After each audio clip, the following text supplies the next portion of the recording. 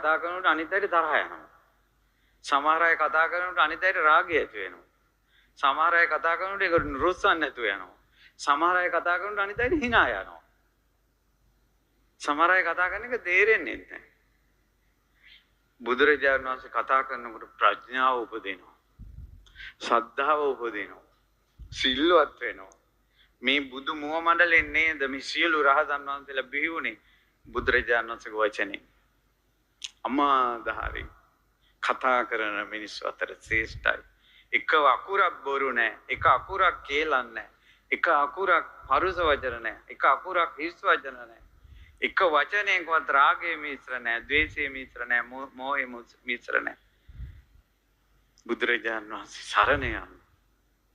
මේ මට සීල් රැක ගන්න බෑ, මගේ රාගෙ වැඩි, මට බඹසර රකින්න බෑ, මට තිත්ත වෙලා, මට මානසික ලෙඩ, ඕවා හිතින් එපා. බුදුරජාණන් වහන්සේ ගැන හිතන්න. ඕවා හිතන්න ඊළඟ ආත්මේ.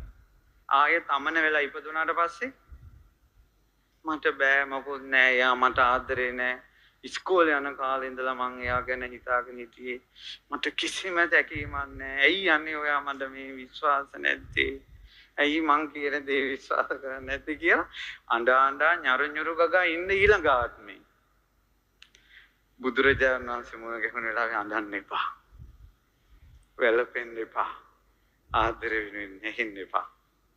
ඒවා වෙනම ජීවිතයක්. මේක වෙනම එකක්. ඔයාලට උරුමයි මේක.